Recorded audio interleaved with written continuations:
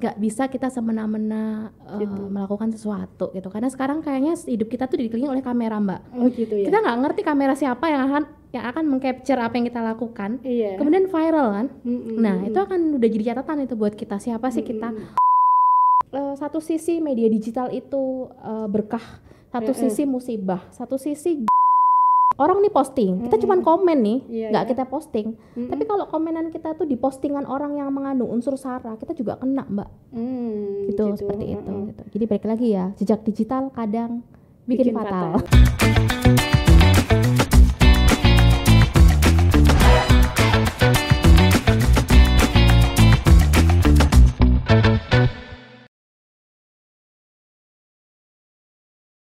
Halo Tribuners, jumpa lagi di acara Cakap Sana, Cakap Sini bersama saya Uus dari Tribun Jatim.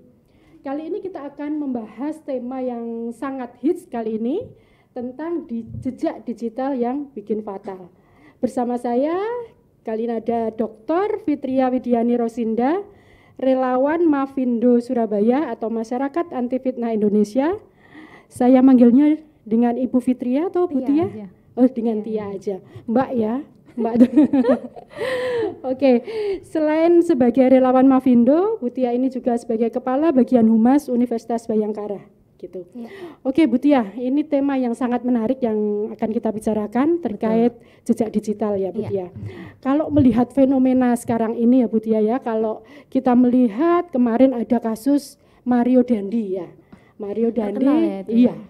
Jadi dia anak seorang pejabat di Ditjen Pajak yang kemudian kasus penganiayaannya akhirnya berimbas yang sangat panjang gitu ya, di mana orang tuanya akhirnya sekarang juga sudah pakai baju orange dan ditahan.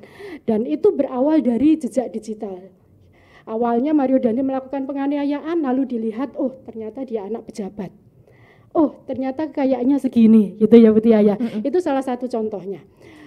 Itu menandakan bahwa jejak digital ini sesuatu yang perlu untuk kita waspadai gitu ya Bu Tia. Iya, Bu Tia melihatnya seperti apa ini fenomena ini? Iya, selamat siang Mbak Uus. Iya. Semoga sehat-sehat ya. Selamat siang Mas Mbak, Bapak Ibu. Jadi memang di era digital ini kan memang sekarang portofolio kita tuh di media digital ya. Iya. Jadi apapun yang kita sampaikan, apapun yang kita bicarakan, apapun yang kita lakukan itu semuanya tergambar jelas di media sosial.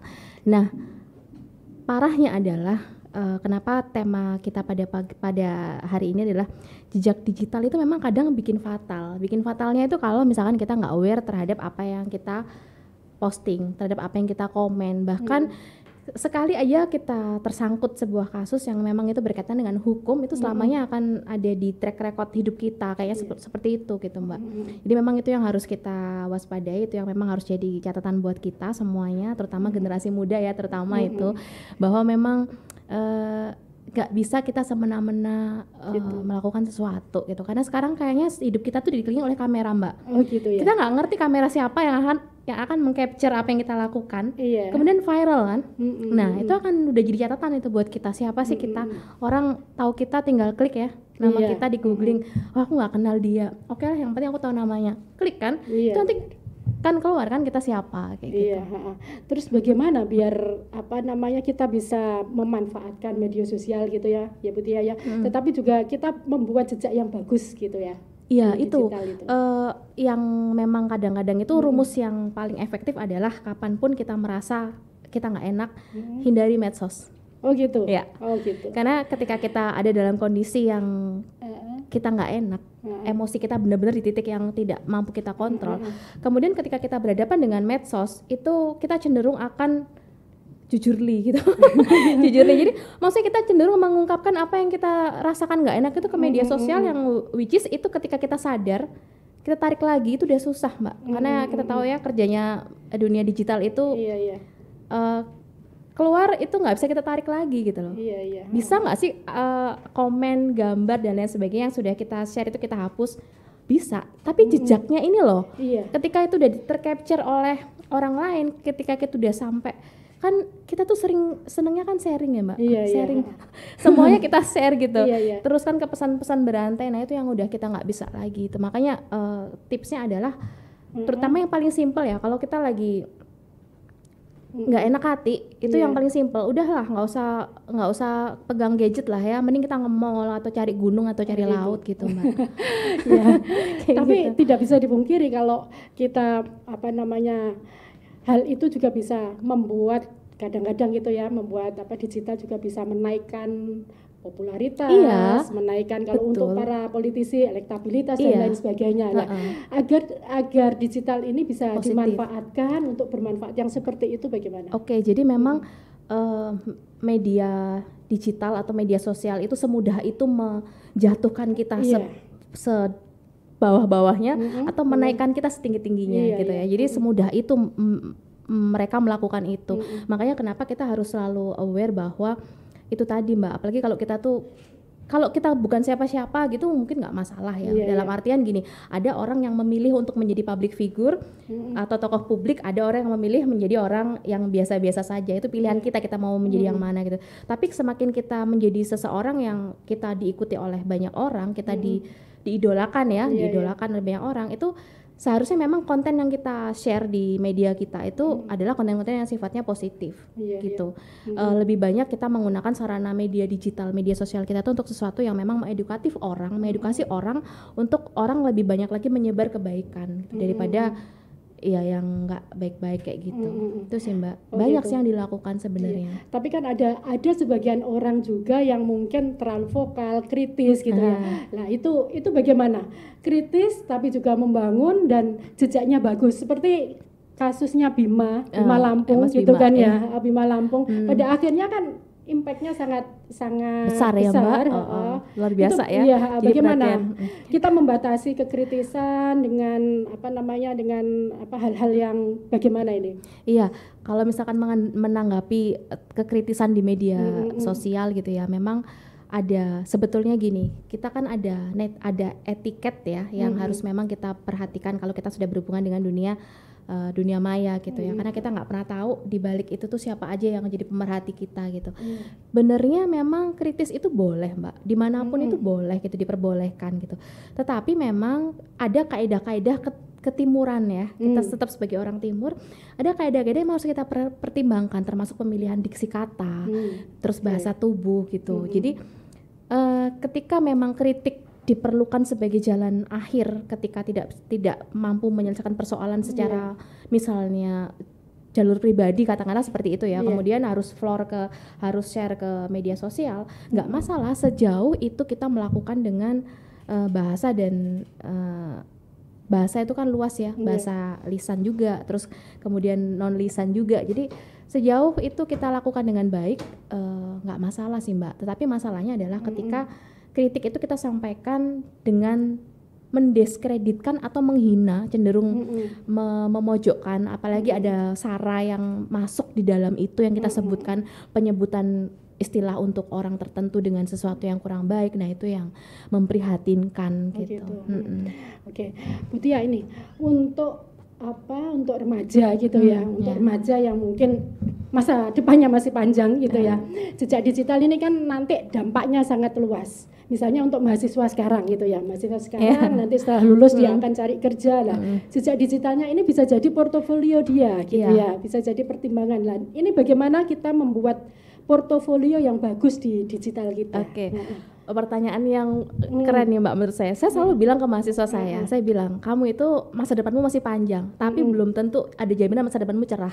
So, mereka langsung kok gitu Bu? Gitu. Iya, karena gini, karena terkait undang-undang ITE itu bisa menjerat siapapun, siapapun, bisa saya, bisa mahasiswa saya, bisa teman-teman, bisa Mas dan Mbak. Kalau memang kita nggak mengkontrol apa yang kita posting di media sosial gitu.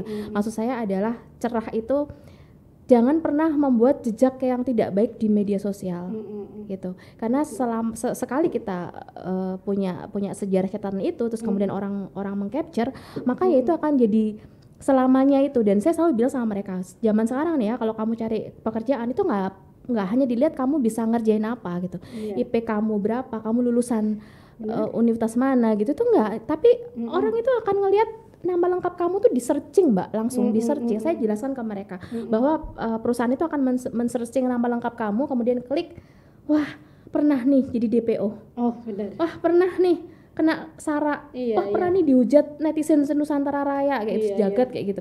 Jadi itu semua ada rekam jejaknya. Mau kita ilangin akun kita pun, tapi nama lengkap kita kan tetap masih ada. Iya. Jadi memang sangat penting ya Iya. jejak digital untuk membentuk portofolio kita Iya, gitu betul. ya. Betul, Terus Mbak. mahasiswa itu kan kita mengerim dari hal-hal yang negatif lah.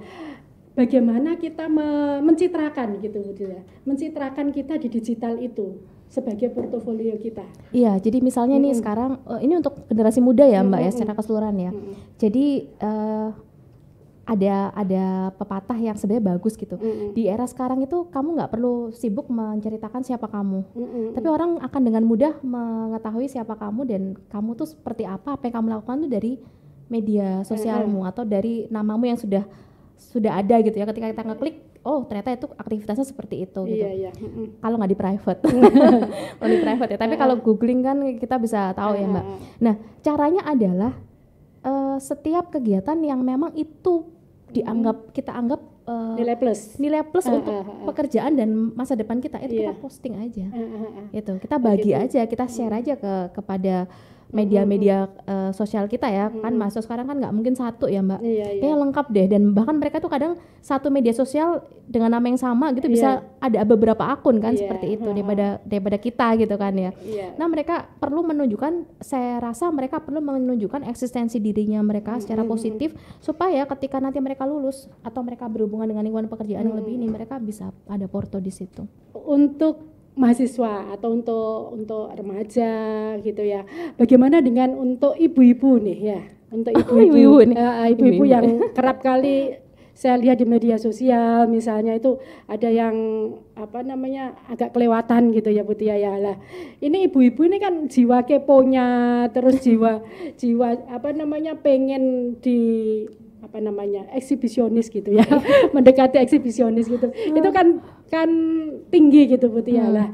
Itu bagaimana mengerem itu untuk ibu-ibu ini? Iya, itu tantangannya sekarang kan memang literasi ya, kembali kepada literasi ya Mbak. Bagaimana sih literasi digital itu tetap harus kita berikan ke mereka ya. Memang itu susahnya. Jadi kalau memang emak-emak itu kan memang cenderung suka berbagi. berbagi apapun gitu, termasuk informasi itu kadang benar nggak benar itu ya pokoknya yang penting di-share gitu ya. Nah, itu ya lebih kepada penguatan sih Mbak, masing-masing individunya ya. Nah, kalau kami kan di Mavindo kan literasi yang kami lakukan ini kan memang termasuk tular nalar itu kan ada program untuk lansia gitu ya. Gitu. Ada Mbak, ada program tular nalar itu untuk lansia. Jadi kita mengedukasi para lansia bagaimana mereka tuh nggak cuman bisa pegang HP, gadget tuh, tapi mereka bisa lansia Mbak. Hebat. Iya, kita edukasi ke lansia. Jadi karena ternyata kan korban-korban untuk penipuan digital, penipuan online dan segala macam kan memang lansia juga ada yang jadi korban gitu.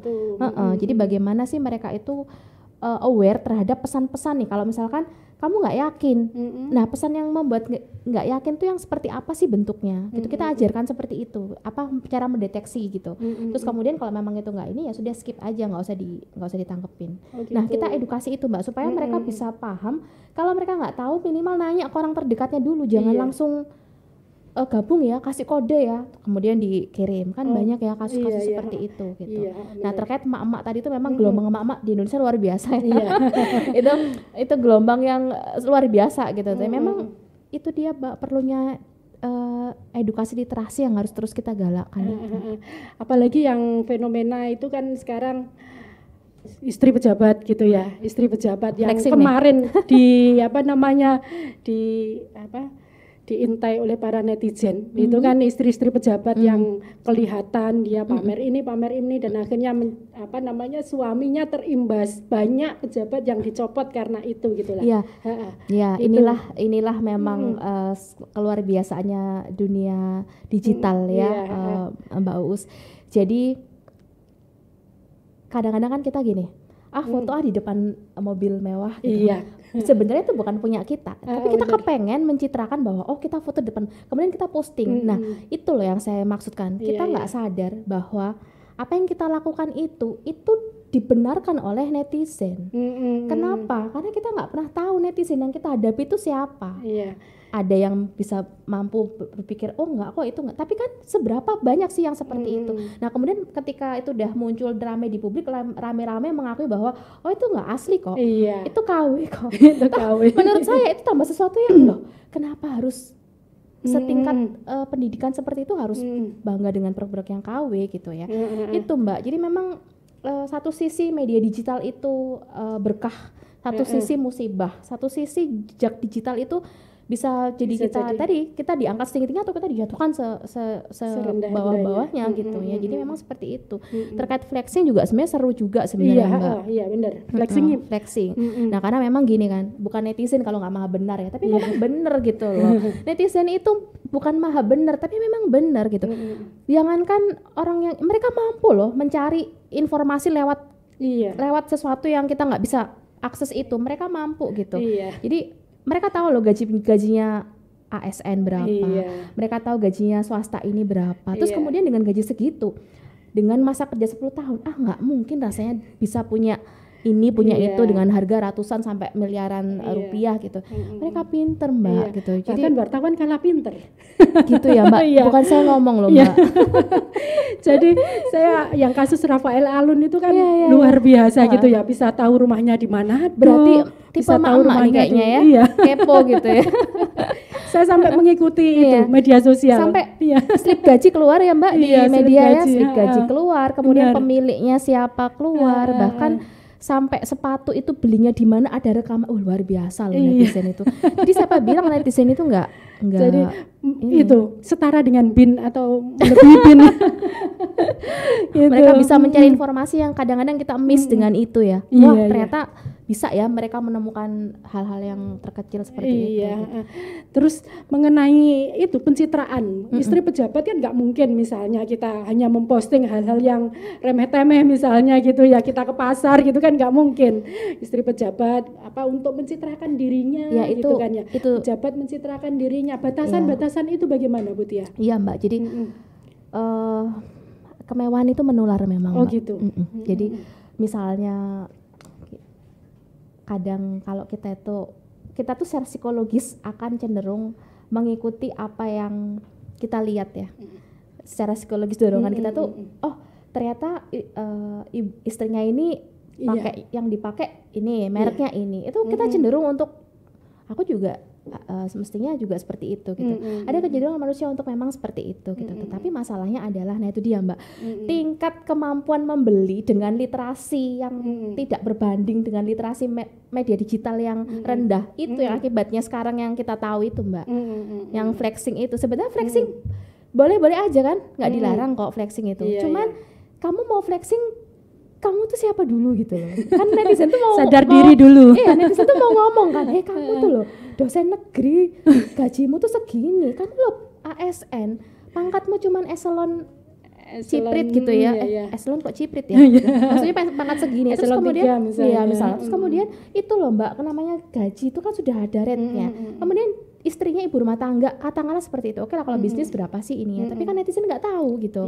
Nah kemudian sering pamer, mungkin saya nggak bilang itu pamer ya, sering memposting sesuatu yang itu menggunakan tas mewah atau apapun itu.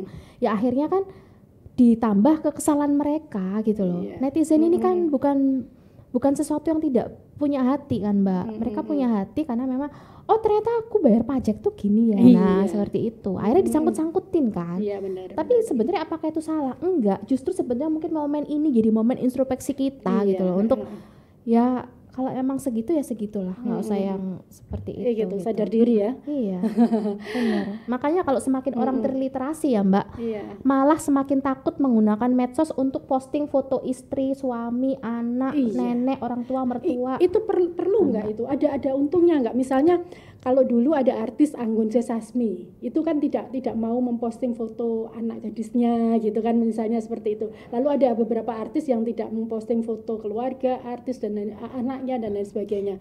Itu ada untungnya atau bagaimana kalau seperti kalau itu? Terkait untung ruginya itu kan memang kembali kepada masing-masing ya, karena itu memang prinsip ya. Saya kadang-kadang kalau saya ngomong seperti itu ada yang bantah Mbak.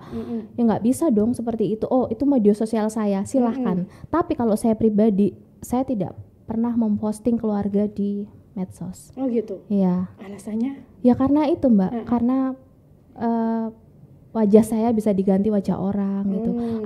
Wajah anak saya bisa diganti. Kemudian orang bisa tahu anak saya sekolah di mana, jam pulangnya jam berapa, suami kerja di mana, kemudian aktivitas saya seperti apa. Itu dengan mudah orang itu membaca aktivitas kita lewat media sosial. Kemudian ketika kok segitunya gitu, itu terserah pada pilihan masing-masing dalam menggunakan media sosial ya. Ada yang memang full, ada ibu-ibu nih ya. Jam 4 bangun subuh, kemudian dia harus masak, dia nganter anaknya sekolah kemana, itu sekolah ditulis tuh.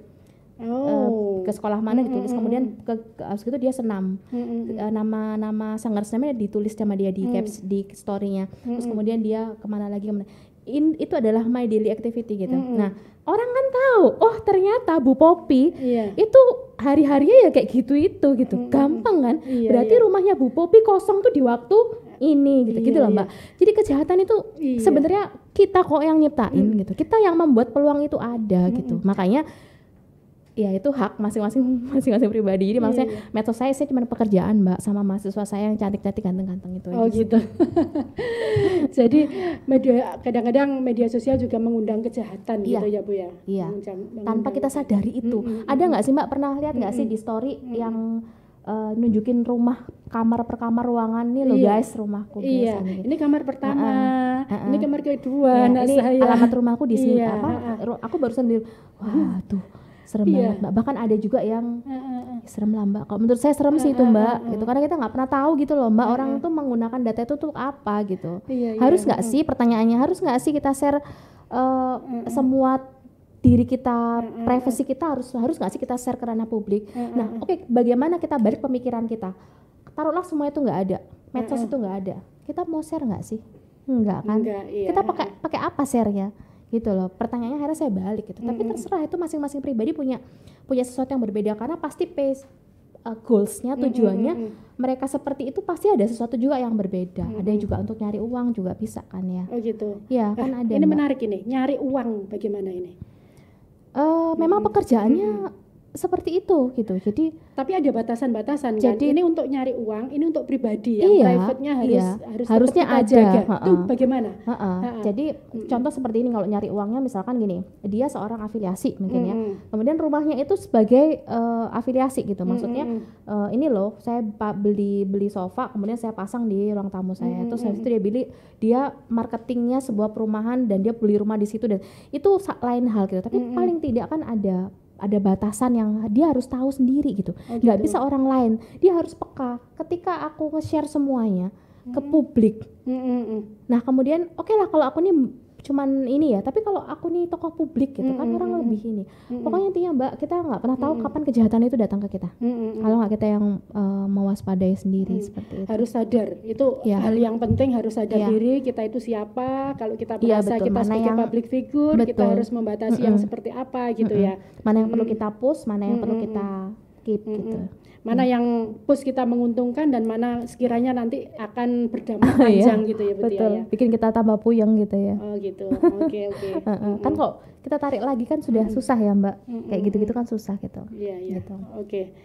Itu barangkali perbincangan kita hari ini ya dengan Bu Tia. Cepet banget ya kayaknya. Iya Bu Tia, kayaknya masih perlu waktu 1 jam. Apa 3 jam nggak sih tadi kita? Iya.